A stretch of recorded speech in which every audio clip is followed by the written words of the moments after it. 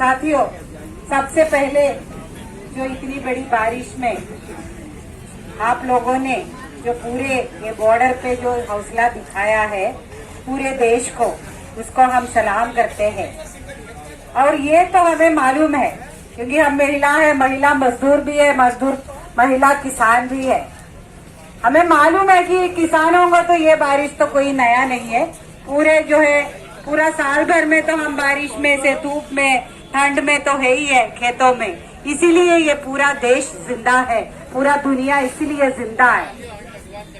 और साथियों, अभी हमारी समस्याओं के बारे में और ये काले कानूनों के बारे में तो बात तो हुआ है, लेकिन हमें अभी और ज्यादा बातें करनी है कि हमारी लड़ाइयों के बारे में। हमारी लड़ाई, ये जो लड़ाई है, ये तो ये कितना दिन खींचेगा ये मोदी, ये भी तो हम देखेंगे। ठंड है ये तो देख रहे होंगे, देखेंगे कि कितना दिन, 1 हफ्ता, 2 हफ्ता, 1 महीना, 2 महीना। तो हमारे साथी जो बॉर्डर पे इंटरव्यू लेने आते हैं ना, किसी ने बताया हमें इतना हौसला मिला, बोला कितना दिन चलोगे? तो बोला 2024 में मोदी को विदा करके जाएंगे।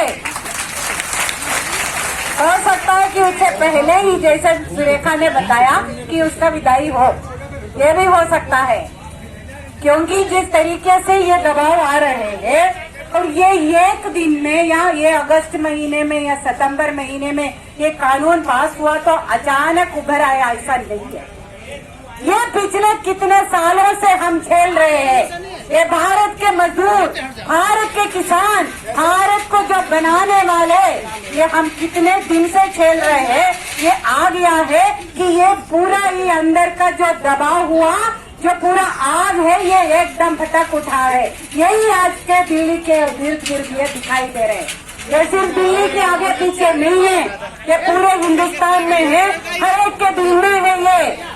और ये निकल के आ रहे हैं, दिल्ली की ओर भी आ रहे हैं, अपने अपने राज्यों की राजधानियों पे भी आ रहे हैं और अपने जिलों में भी आ रहे हैं। अभी तो हमें पता चला है कि 200 से ज्यादा जिलों में किसान बैठे हैं, और किसान बैठे हैं तो जैसे सुरेखा ने बताया है, मजदूर तो बराबर उनके साथ में बैठे हैं। हम ये ट्रेनिंग की तरफ से हम गर्व से कहना चाहते हैं कि जब से ये ऑर्डिनेंस पास हुआ है, उसी दिन से हम ये झंडा उठा के आपके साथ में खड़े हैं ये कानून वापस करवाने के लिए।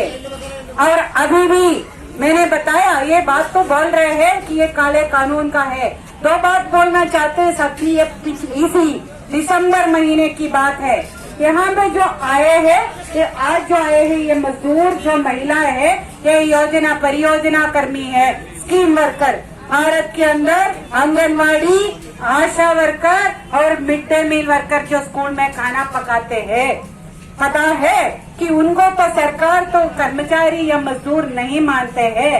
एक मिड डे मील वर्कर को जो ये देश का 12 करोड़ बच्चों को खाना खिलाते हैं, 10 करोड़ स्कूल है भारत के अंदर, उनको पूरा सुबह में से लेके वो लोग सारे बच्चे स्कूल से निकलते हैं, तब उधर से निकलते हैं, उसको महीने में 1000 रुपया पगार देते हैं। ये हिंदुस्तान है, आजाद हिंदुस्तान। और उनका संगठन आशा वर्कर, ये पूरा कोरोना के आड़ में ये भारत के एक एक नागरिकों तक कौन पहुंचा है? ये सरकार के लिए कौन पहुंचा है दवाई लेके, आपका बुखार देखने के लिए? आपका कोई इधर से उधर आ रहे हैं, कोरोना नहीं फैले। अगर आज इतने लोगों के मौत कम हुआ है भारत के अंदर, ये देश के आशा वर्करों की वजह से है। वो वर्कर आए हैं अपना झंडा उठा के यहाँ, ये भारत के कोरोना से भी लड़ रहे थे और साथ साथ में ये सरकार से भी लड़ रहे थे बराबर। और ये देश के आंगनवाड़ी वर्कर, हेल्पर, ये आज के दिन में एक दिन पूरे हिंदुस्तान में 20,500 बच्चे 1 साल पहुंचने से पहले एक एक दिन मर रहे हैं। 20,000 बच्चे एक दिन में। हमारे बच्चे उसका कुपोषण दूर करने के लिए आंगनवाड़ी खोल के बैठी है। उनको भी ये सरकार पिछले 45 साल की लड़ाई के बाद में 4,500 रुपया देते हैं महीने। 45 साल की लड़ाई में हमने पाया है, और ये अभी भी मजदूर की दर्जा देने के लिए तैयार नहीं है। और जो मजदूर का दर्जा था, न्यूनतम वेतन का कानून था, 8 घंटे का कानून था, तो आपका जो हक छीना है उसके साथ साथ में ये हक भी छीना गया। आज भारत के अंदर में 8 घंटे का कानून लागू नहीं है। आज भारत के अंदर न्यूनतम वेतन लागू नहीं करना है। हम बोलते हैं सरकारी कर्मचारी को ऑर्डर लेके आया है यही सरकार। 50 साल के बाद में जब भी मर्जी सरकार नौकरी से निकाल दे सकते हैं, यही बैठा है। ये किसके लिए राज कर रहे हैं? हमारे भलाई के लिए राज कर रहे हैं। तो हमारी ये लड़ाई है। और ये देश के रेल बेच रहे हैं, ये देश के बंदरगाह बेच रहे हैं, पूरे देश प्रेम का बात बोल रहे हैं। ये भारत में जो हथियार बनाने वाले कंपनी है वो चाइना का और पाकिस्तान के हवाले करने जा रहे हैं और अपने प्रोडक्शन बंद करने वाले हैं। वो कौन सा देश प्रेम चला रहे हैं? किसके लिए सत्ता चला रहे हैं? साथियों, ये उसी दिन से जब से ये नीति चल रहे हैं, जो ये 91 में ये नीति लेके आए थे, तब से लेके अभी ये 26 को जिस दिन आपका मोर्चा भी शुरू हुआ है, 20 हड़तालें किया है ये देश के ट्रेड यूनियनों ने। ये 20वीं हड़ताल थे। 29 साल में 20 हड़तालें किया है। तो यही 2020 के अंदर 2 हड़तालें किया है।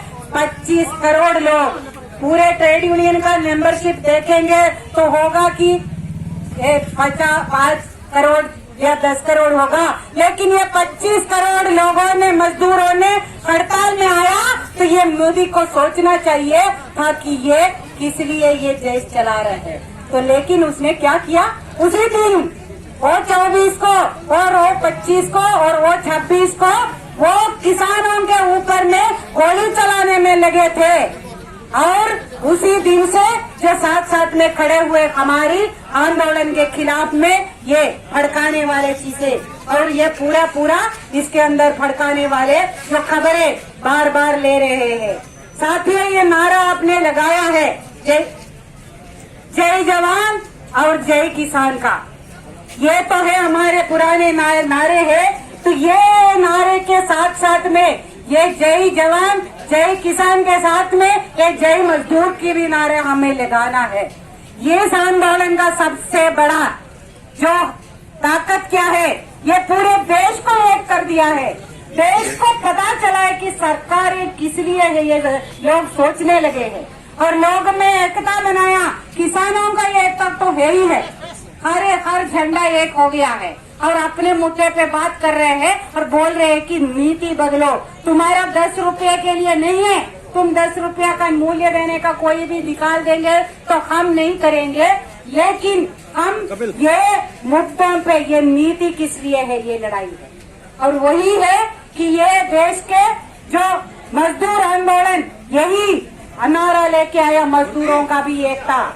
सारे मजदूर भी इकट्ठा है और सारे किसान भी एक साथ, और सारे मजदूरों का संयुक्त मंच भी और सारे किसानों का संयुक्त मंच भी इकट्ठा लेके ये नारा दिया था 26-27 का भी, और आने वाले उसके बाद का हर एक नारा सबका था। और आपका अंबानी अदानी का बॉयकॉट का कॉल मॉल के सामने में कौन शहरों में प्रदर्शन कर रहे हैं? मजदूर कर रहे हैं। आपके बंदरगाह बंद करवा रहे अदानी का कौन कर रहे हैं? ये मजदूर कर रहे हैं। हर एक कर्मचारी, हर एक मजदूर आपके साथ में कंधे से कंधे मिला के यहाँ खड़े हैं और आगे भी रहेंगे, क्योंकि ये हम सबका लड़ाई है। साथियों, ये भी नहीं मैं शुरू किया है, ये अपनी योजनाओं का। ये इतना बच्चे मरते हैं तो ये कल के दिन में ये करेंगे, साथी शॉर्ट तो करने के लिए बोला करेंगे। लेकिन ये इसी दिसंबर में जब ये किसान ठंड में बैठे हैं, तब जो जाके ये सरकार ने क्या किया, ये आंगनबाड़ी के अंदर खाना देने वाले उसके लिए उसने एग्रीमेंट किया। किसके साथ में? ये है एक अंबानी अदानी के साथ में अनिल अग्रवाल वेदांता कंपनी का, वेदांता कंपनी के साथ में एग्रीमेंट किया है आंगनबाड़ी को उसको हवाले करने का। बात ताजुब की वो नहीं है, वो कर रहे हैं। लेकिन वो जिस दिन में स्मृति ईरानी से इनका मीटिंग हुआ है, उसका 4 दिन के बाद में 10,245 करोड़ का केस भारत सरकार ने हार गया वेदांता कंपनी से। और वो वेदांता कंपनी के पक्ष में जो ऑर्डर आया है, भारत सरकार का 10,000 करोड़ का जो पैसा नहीं देना ऑर्डर आया, वो ऑर्डर में उन्होंने बताया, नरेंद्र मोदी जी का भाषण, उन्होंने बताया है कि ये कॉर्पोरेट का टैक्स लेना गलत है, वो कोर्ट के ऑर्डर के अंदर दर्ज है। तो समझने की बात है ये साथियों। तो मैं अभी यही बोल के खत्म करूंगी कि हमारी लड़ाई जारी है हर एक जगह में। ये 30 तारीख को हमारे CITU ने कॉल दिया था, पूरा 1 लाख से ज्यादा जगहों में मजदूरों ने अपने ये 4 कोड के और ये 3 कृषि कानून और ये इलेक्ट्रिसिटी बिल, ये भी मैं बताना चाहूंगी, ये इलेक्ट्रिसिटी बिल अभी भी बिल क्यों है? क्योंकि ये देश का इलेक्ट्रिसिटी की मजदूरों ने उसके रोक के रखा है। यूपी की साथी यहाँ है, आपको पता है कि बिजली का कितना बड़ा आंदोलन चल के योगी का भी उसने वापस करवाया था, ये रोक के रखा है। तो अभी किसान भी साथ में आ गया, तो कौन किसको हिम्मत होगा कि ये वापस तो नहीं करे, ये बोलने का इसको करना ही पड़ेगा। और ये 8 तारीख को 8 जनवरी को पूरे देश में हर एक जिले में मजदूर किसान का मुद्दा लेके, अपना भी मुद्दा लेके ये मोर्चा खोल रहे हैं कि हर एक जिले में हम जेल भरो आंदोलन का ऐलान किया है साथियों। और आने वाले दिनों में जैसे ही आप लोगों ने ठाना है और हम मिलके ठाना है, ये देश हमने बनाया है, तो ये चलाएंगे भी हम, और हमारे लिए चलाएंगे, हमारे बच्चों के लिए चलाएंगे। अंत में ये बात भी मैं सोचने के लिए बोल रही हूँ कि ये हमने ठाना है, ये उठा है, ये बात सिर्फ ये 3 कानून के लिए नहीं है, ये हमारी हर एक हक के बारे में है, ये हमारे नौकरी के हवाले पे, ये हमारे न्यूनतम वेतन के सवाल पे, ये हमारे सबका पेंशन के सवाल पे, ये न्यूनतम समर्थन मूल्य के सवाल पे, और कौन सा हम खेती करेंगे उसके सवाल पे, और उसका जो है हमारी जमीन के हक पे, ये हर एक हक, हमारे बच्चों का पढ़ाई का हक, हमारे नौजवानों का नौकरी का हक, हर एक हक को लेके जाने का, लेने का लड़ाई जारी रखना है। ये लड़ाई भी जारी रखेंगे, ये कानून को वापस करवा के छोड़ेंगे, लेकिन ये लड़ाई भी तब जो हमारे बीच में न जात पात न धर्म नहीं आना चाहिए। अभी जो ये हिंदुस्तान में एकता बना है, ये मेहनत कश की एकता है, ये देश की जनता की एकता है, इसको हम कायम रखेंगे, ये प्रण लेके ही हम जीत के जाएंगे। ये उम्मीद के साथ में एक नारा जरूर लगाएंगे, कौन बनाता हिंदुस्तान, कौन